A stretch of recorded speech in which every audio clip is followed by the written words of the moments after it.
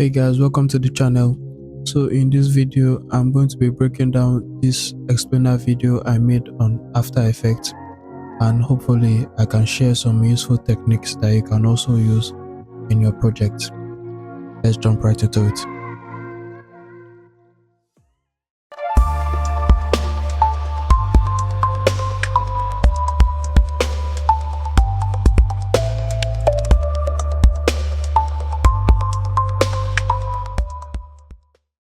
So before we move to After Effects, I would like to show you the style frame I made. So I made a storyboard at first. The storyboard was basically a very rough sketch, and after I made the storyboard I moved it to Illustrator and I made a style frame. So before every motion design project, you have to have a storyboard and a style frame. It's very important. It gives you a guideline to work with. So I made a style frame about it, just a very rough style frame. I still had to create some of these things in After Effects again, but at least it gave me a guideline, basically a template to work with. So these are just the templates, or the style frames rather, I worked with. So they are about, I think they are about this 12, 13. These ones are just for my portfolios, but I think they are about 12 separate scenarios that I created, and I basically subdivided them into 7 scenes. I was able to compare them into 7 scenes. So yeah, I just wanted to emphasize on the use of style frame. It is very important, very important.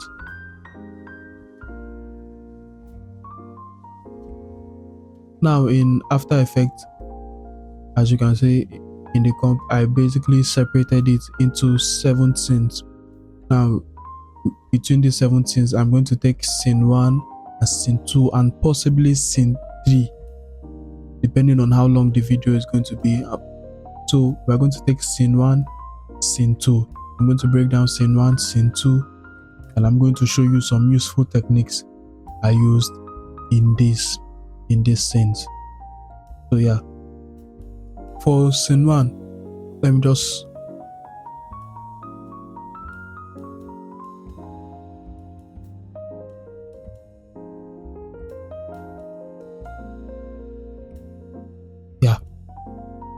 play the video. So the concept basically was to make these tabs float in 3D space, and the camera is basically zooming out. That was the very good concept. And what these tabs are showing were the various problems basically you encounter, because sorry, I forgot to explain the concept of what I was doing. So this is a note-taking app.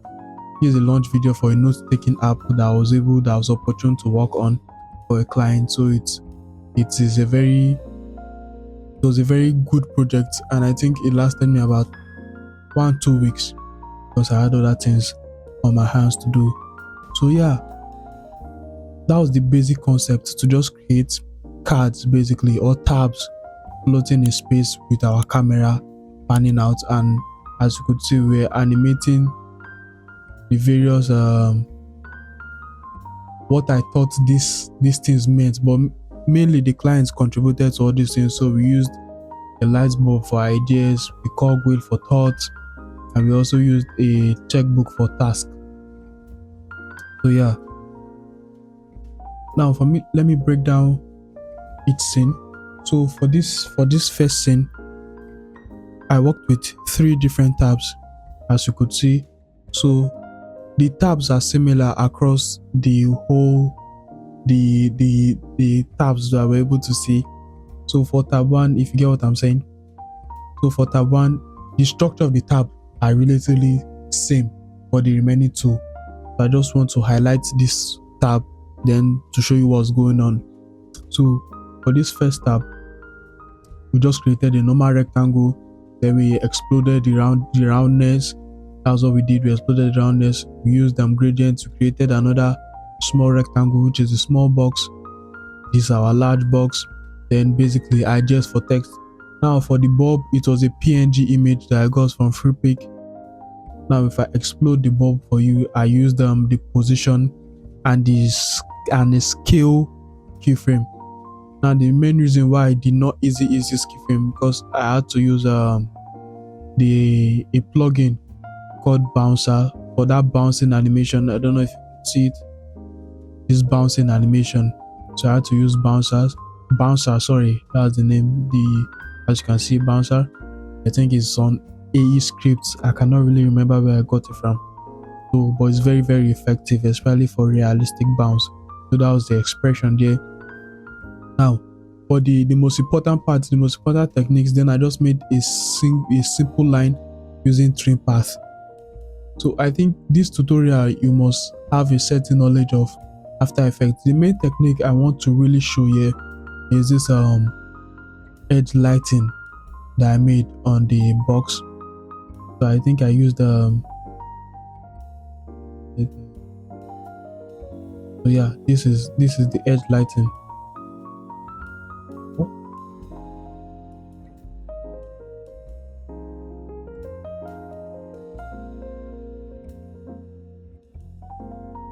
Yeah, this is the edge lighting, sorry. So basically what I did for this technique basically was that I duplicated the rectangle layer. After I duplicated the layer, I removed the fill, then I added a stroke effect to it. Now what do we do to the stroke? If you are following, now for the stroke we added a trim path, obviously, to just give us this movement. As you can see, this movement, we added a trim path. Now for the trim path, what we did, we moved the start property to around 68, and we left the end value, we moved the end value rather to about 100 to create this in the middle kind of stroke rather than a full length stroke. So that's what we did. And after that, then we just animated the offset. So we not animate the start or the end property, we animated the offset so that the stroke can be able to move around the circle. So that was what we did. Then yeah, that's it for trim path. Then what we did next is that we expanded the stroke property within the triangle. Then we went to the taper section. Then I think if this is expanded, this is I think it's start length and end length, something like that. So I adjusted it. It was on 0, so I adjusted it to 41 to give us this the beginning and the end stroke, so that they can be tapered, basically, so that they can blend with the rectangle. And if we had left it without tapering the edges, it would have been, basically, you know what tapering is, would have left it, the stroke would have been bulging out of the rectangle. So it's very important to create this kind of blend for it. So after we did that was just a simple, and we don't need to animate the taper section. We just needed to only animate the offset position. So after we've already created the stroke, you create the stroke, you adjust the start and the end property, you animate the offset, and that's it. As simple as that. And after I did that, after the animation, I used them, basically I easy eased the keyframe. Then we just used not the normal semicircle curve. I just adjusted this position in a little bit to create a fast start and a slow end, just give us this kind of eased in look to it. So yeah, that's it for the tab. Then for the glow, I just added deep glow. We had to use deep glow. Deep glow is probably the best glow you can find out there. So I think, again, if you search it online, you'll see it. But I might drop the link to deep glow in the comment section now. Yeah, I'll drop it in the description. Sorry. description. So that's it. I'm trying to look for deep glow. Yeah, from effect. Then I search deep glow. Basically, if you have it, you install it, then you can see it in your effect and preset. Just search deep glow. It's a very very heavy effect, so it's very heavy on your system. So try to minimize it very very well. So yeah, please deep glow too. Let me show you the effect. Yeah, and I also use the 4 color gradients for the stroke. Not necessary, you might use a singular color. I could have done without it, so to say. So yeah, deep glow, just adjust the radius and the exposure. Do not do too much, if not it will have a heavy toll on your RAM. So yeah, that's it for the general tab. That's what we're able to create. So basically that's what I did for the rest of the tab. It was the same structure. Then I just offsetted each of them. Basically the timing, I just offsetted them. So yeah, that was the pop-up of the bulb. Then the cogwheel again, it was also a PNG from this cogwheel. It was also a PNG from FreePic, and I animated it. Basically animated the cogwheel.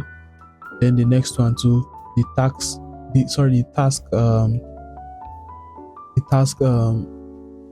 vector, it's a vector file. The task file, the task illustrator rather, I also animated it, and as you could see, I used the same bouncer effect on it.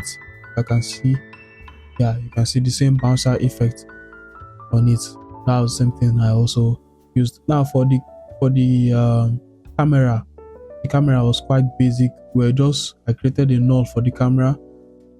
So the camera was quite basic. It was just a normal position movement, nothing too special. Just a very very clean camera movement. Basically, if you zoom out, camera is not meant to be hard. Camera is a very good, yeah. This is the camera movement. So a basic zoom out, then move to the side, then zoom in again to the next scene. So it's a very very easy camera movement to make. Then the blur I made, basically what we wanted, if I replay the scene again, you can say okay, we'll move out. As I move to the next tab here, you can see that there's a zoom, there's a sum of like a blur rather. There's a blur rather on the other tab. So yeah, that was what I used the blur for. I just created an adjustment layer and added the blur to it. So as you can see, I used the blur. You can see it on the next scene too. This tab is getting blurred out, but you cannot see it completely. So that was just it.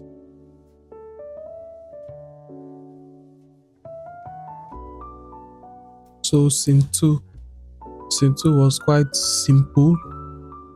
It was pretty straightforward and very easy to do.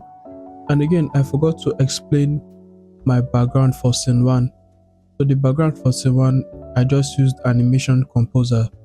So I think it's also part of AE script, I'm not sure. So I just went to the transition aspect of animation, the background aspects. You can see they have numerous backgrounds, so I used the pink background, then I changed the color for the gradient.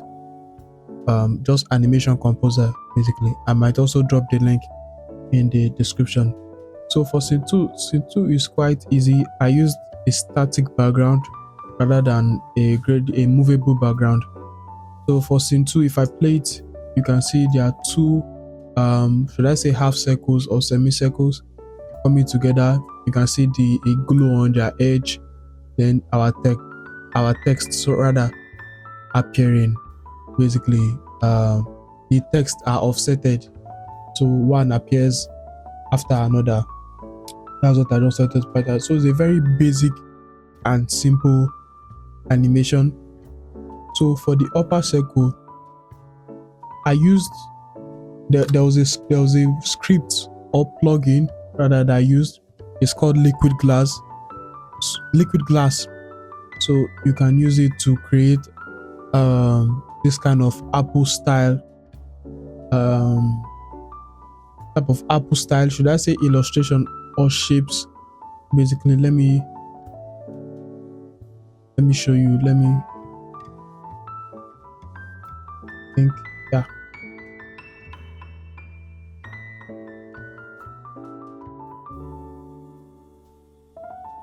so let's, yeah, the name of the script is called liquid glass. So all you just need to do is click on liquid glass, whether you want to create a rectangle or a circle. Then we can adjust the size or anything of the sort. So we click on create. It creates basically this whole structure for us. I think they're about, sorry, yeah, so it creates this whole structure for us. This is about 1 2 3 layers basically, and there are 2 locked layers. Now we can basically adjust. When we go to the effects property, we can actually adjust anything. We can adjust the color, you can see the liquid style, we can adjust the bevel, we can adjust the blur, we can basically adjust it to our taste, and it gives you this premium apple style glass like icon or illustrator, whatever you want to call it. Yeah, that was all. Like very very important scripts, or very very good scripts rather. I really enjoyed using it, and I almost use it for most of my animation. Yeah, so that's what I also wanted to point out. So that's what I used for this to create the circle. Yeah, the semicircle rather. So you guys can see the liquid glass. Then again, we created this glowing edge over it. It was basically a shape layer, the same shape. The shape layer is basically the same shape with the semicircle that we created. Then the format technique we used, we created a stroke. We removed the fill rather, move the stroke to about 37, create trim path, put the let me show you. So in order for you to create a trim path, this is very important. You can click on add, then trim path, then it will add trim path, then all this control that you are looking at, it will come. So for this animation, I move the start property to 0 and the end property to about 66. Yeah, that's all. Then we animated the offset like we did in the last tab animation that we made. So I animated the offset. I eased it also. I think, yeah, we used the same line graph that we used. So that's it. That was a very very simple animation. As you can see, it just creates the glow that we saw.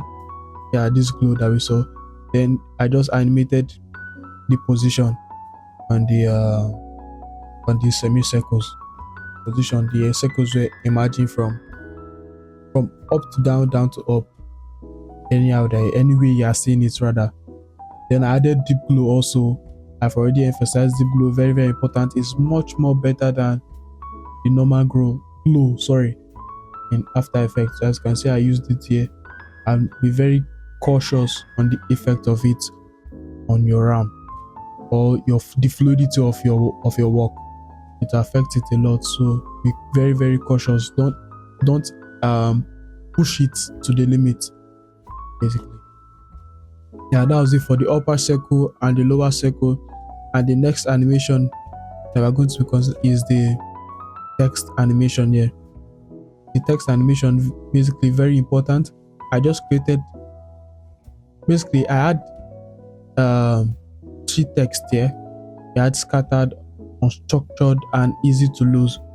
So now for this I created 3 separate layers, wrote the text on each of them, then basically offsetted their appearance. So that was it. Now for text animation, this is a technique I want to show. For text animation, I think for this, let me create a new composition just to emphasize on what I'm saying. Just let me see.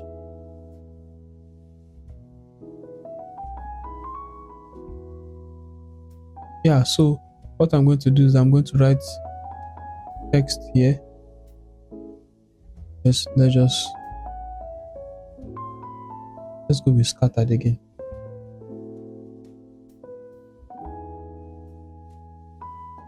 And I think I need to change.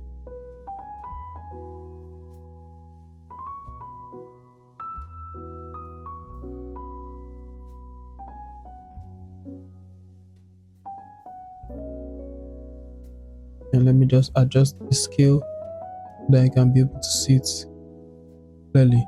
Now, let's say these are text animation. Sorry, these are text rather. So for us to animate it, we are going to follow the same method we associated with trim paths. Basically, we are just going to, rather than us clicking add as in stroke when we're animating trim path, we are going to use the animate button here, because the text is the animate button that's going to be showing here, not the add button. So we're going to animate. Now for this animation, we are basically choosing what we are going to animate in the text or about the text. So let's say I want to animate this text without using the range selector. I might just go straight to the opacity and the position. That's a very good animation, right? But to give us more control, now I'm going to choose, let's animate the position. Then I'm going to add again, go to property. Then I'm going to click on opacity. Now what I want to animate in this text, particular text, is both the opacity and the position. So let's say for the position, I'm going to move this animation. Sorry, let's move it down. Let's move it down about this position. Then let's take the opacity to 0. Now we are not going to really animate the position and the opacity here. So what we want to do is open this range selector. Again, we are going to animate the offset. Now let's add a keyframe here. Let's move to about before 1. Then let's animate to 100. Now without adding any keyframe, this might be slow a little bit. So you can see this is just an overview. There's a more in-depth explanation to text animation. There's a very I think I will drop the tutorial later on, but there's a more in-depth tutorial on text animation. So I'm just showing you an overview. Basically, there's still more we can do with it. Right now we are animating each letter, but we can also go to advanced and choose to animate based on words rather than based on characters, which are letters. As you can see, the whole word itself is being animated, not each character or letter, basically. So that's what I just wanted to show you. That's a very important technique to learn. Text animation is very important as a motion graphics editor. So yeah, so that was the same technique I used for this words: scattered, unstructured, easy to lose. I just used the range selector. I animated them based on words, not based on characters. That's why I can see each character moving up. Now for the color itself, as you can see, the color of the text is moving. It's a very visible. Let me play it again. Yeah, you can see that there's a sort of like moving gradients on the text. So what I did was that I just created an adjustment layer, added a 4 color gradients to it from your effect property.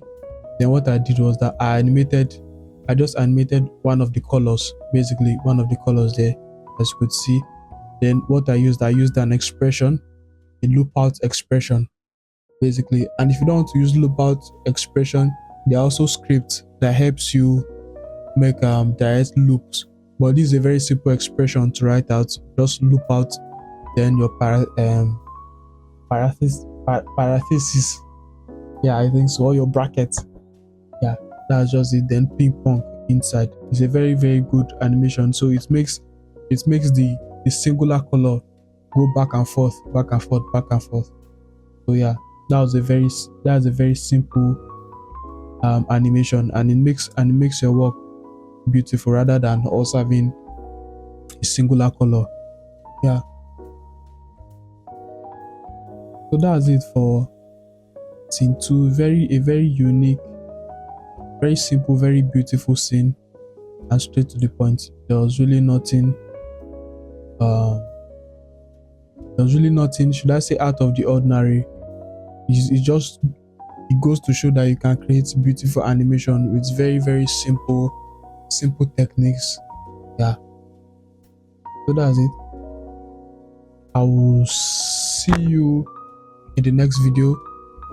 We are going to break in now scene 3, scene 4, and possibly scene 5. I think I've spent more than enough time explaining these various techniques.